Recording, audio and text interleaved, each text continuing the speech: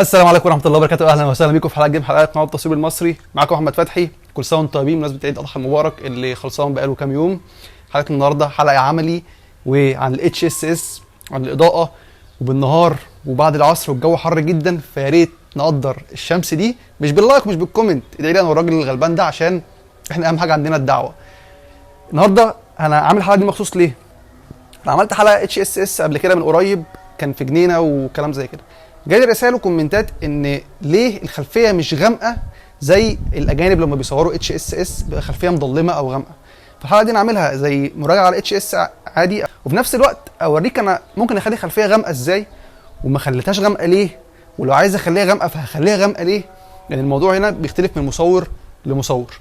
فركز معايا دلوقتي وهنبتدي ازاي مصور اتش اس اس ومكان الهيد، ومعايا عمرو الموديل زي ما انتم عارفين، وهتشوفوا الحلقه عملي وهقول لكم الاعدادات ايه وانا بصور، وبرده بصور كده ليه او بظبط الاعدادات ازاي. اول حاجه بنعملها ان احنا بنظبط الهيد بتاعنا اللي هو الجين بي 400 واط اللي هو 400 برو، وعليه البارابوليك ال 90 سم بتاعنا من غير جريد. البارابوليك ما فيهوش حاجه من قدام، يعني في القماشه البيضاء بس من غير الجريد الاسود ده. وعندنا عمرو وهيبتدي السيشن وهو قاعد على الكرسي ده. اول حاجه بنعملها في الاتش اس اس ان احنا ما بنشغلش التريجر، ما بنشتغلش بالفلاش الاول، بناخد تيست نشوف اضاءه المكان عامله ايه قبل ما نصور عشان نظبط اضاءه الخلفيه. بمعنى انا دلوقتي هاخد صوره اظبط فيها اضاءه الخلفيه عشان لما اظبط الفلاش بتاعي ينور عمرو بس ما ينورليش الخلفيه او ما ياثرش على الخلفيه في حاجه.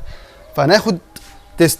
مبدئيا في الاتش اس اس احنا بنستعمل اقل ايزو ممكن عندنا في الكاميرا. بالنسبه لي انا كاميرتي بتصور لحد ايزو 50، فانا عامل ايزو 50. ممكن انت عندك يبقى ايزو 100 اقل حاجه، اشتغل بايزو 100 مفيش مشكله عادي. فاول حاجه ايزو اقل حاجه عندك اللي هو عندنا ايزو 50. ونخش بعد كده على فتحه العدسه اللي بيتحكم فيها هو انت عايز عزل قد ايه. فانا بصور النهارده ب 85 مللي السوني، فانا هصور على فتحه 2.8. مش دايما بفضل 1.8 بس هبتدي ب 2.8. الشطر بقى بيتظبط على اساس ايه؟ على اساس الخلفيه. فدلوقتي هاخد تيست على شطر 1 على 1000. الصوره اتقريت لك دلوقتي هتلاقي ان عمرو مش منور والخلفيه الى حد ما مظبوطه. هنا التركايه اللي جالي عليها الاسئله، ليه احنا في السيشن بتاعنا اللي فات كانت الصور الخلفيه مش مظلمه قوي. هنا الموضوع راجع لك انت كمصور. انا بالنسبه لي مش دايما بحب اخلي الخلفيه غامقه، بحب الخلفيه تكون مثلا باينه او منوره في نفس الوقت الشخص باين ومنور. فهنا عملت شطر 1 على 1000، الخلفيه لحد ما معقوله، مش مظلمه قوي ومش منوره قوي.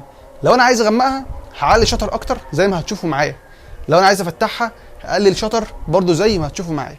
فخلينا ناخد الشوت ونظبط الاضاءه على عمرو على الوضع ده اللي هو شطر 1 على 1000، فتحه اف 2.8، وايزو اقل حاجه اللي هو عندي حاليا ايزو 50. خلينا نشغل التريجر بتاعنا اللي هو الكيو 7 مارك 2 برده من جين بي اللي هو بيتوصل مع الهيد 400 برو، ونبتدي. او انا خدت تيست بباور اللي هو 5. طبعا الهيد ده زي ما قلنا بيشتغل بباور 1 2 3 4، مش 1 على 2 1 على 4 1 على 8 والكلام ده. ف5 ده تقريبا اللي هو نص قوه الهيد او اعلى من نص حاجه بسيطه. هناخد تيست ونشوف. هيظهر لكم الصوره دلوقتي اللي متاخده على شطر 1 على 1000، والهيد متوجه زي ما انتم شايفين بزاويه يعتبر 45 درجه فوق عمرو او اعلى الموديل. طبعا كل ما تقرب مصدر اضاءه من الشخص كل ما كان الضوء انعم. طبعا انا مش عايز اقربه اكتر من كده عشان ما يطلعليش في الكادر. خلينا ناخد بقى بنفس القعده دي بنفس مكان الهيد بنفس كل حاجه صوره ثانيه، بس الخلفيه تكون فيها ظاهره ومنوره وبرده عمرو ظاهر ومنور. هنعمل ايه؟ انا هقوم قافل التريجر تاني عشان اقدر اشوف الخلفيه عامله ازاي. الاول كانت شطر 1 على 1000، لا انا هخلي الشطر بتاعي 1 على 500 عشان اخلي عمرو عندي باين والخلفيه برده باينه. بس انا قللت شطر، معنى كده ان النور اللي هيخش لعمرو من الهيد برده هيبقى كتير، عشان الاول كانت شطر 1 على 1000 دلوقتي 1 على 500، فهقلل باور الهيد شويه. هنشغل التريجر تاني، وبدل ما اخلي الباور على 5 لا انا هنزل هخليه مثلا على 4. ناخد شوت ونشوف عامل ازاي. خدنا شوت بشطر 1 على 500، بس لو ملاحظ ان انا في الشوت ده او في المكان ده او في الوقت ده الشمس قويه قوي فلسع عمرو شويه.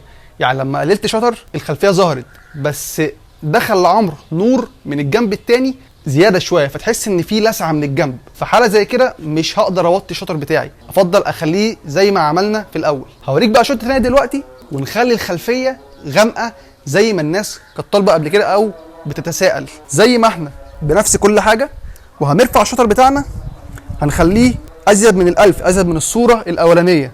هقفل التريجر برضو عشان اشوف الخلفيه عامله ازاي، ومعلي الشطر بتاعي حسب ما يتراءى ليا او حسب ما انا عايز. فانا بالنسبه لي مثلا ممكن اشوف شطر واحد على 2000 دلوقتي كده مغمق لي الخلفيه شويه. بس نركز مع بعض، رفعت الشطر يعني انا كده قللت الاضاءه اللي داخله العمر برضو، فهضطر ارفع قوه الهيد.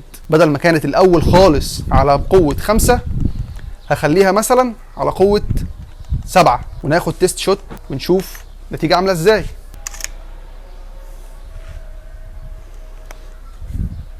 هتظهر لك الصوره دلوقتي وانا معلي فيها الشطر ومخليه 1 على 2000. تلاقي الخلفيه غامقه، وهتلاقي عمرو منور عادي محافظ على النور بتاعه بس الخلفيه غامقه. فهنا ازاي تغمق الخلفيه ورا الشخص في التصوير من الشطر؟ ليه بقى انا ما كنتش بغمقها او حاجه زي كده؟ دي اراء او حاجات شخصيه. انا بفضل ان ما يكونش خلفيه مثلا غامقه قوي، في غيري بيحب يضلمها خالص ويخلي الشخص بس اللي منور. فالموضوع راجع ليك ولتصويرك والمود اللي انت عايز تطلعه في صورك ايه. فخلينا ناخد شويه صور بقى HSS كده ويظهر لك الاعدادات وانا بصور او بعد ما اصور. غامق بقى على فاتح، نستمتع بقى بالحلقه.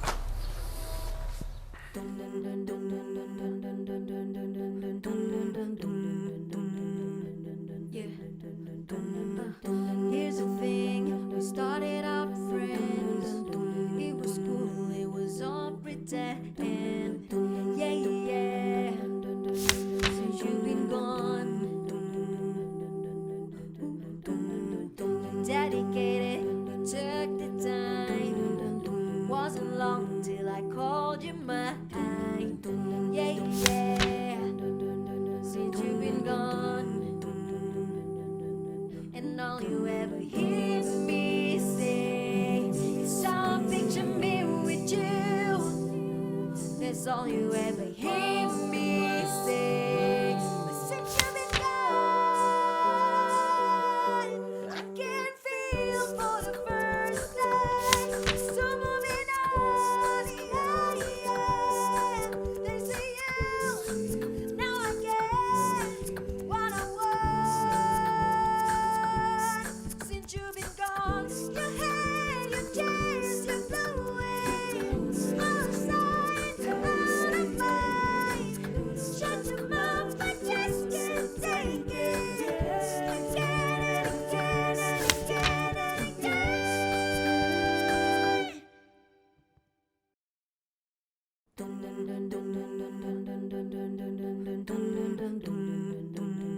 and again. Here's the thing, we started out friends. It was cool, it was all pretend. Yeah, yeah. Since you've been gone, dedicated, you took the time. Wasn't long till I called you mine. Yeah, yeah. Since you've been gone, and all you ever hear me say is some بس كده picture me الصور with you. بتظهر لك وانا بصور او هتظهر لك كلها اخر حلقه بعد الايديت. يا رب تكون استفدت معايا، واعتقد ان انا باين عليا العرق.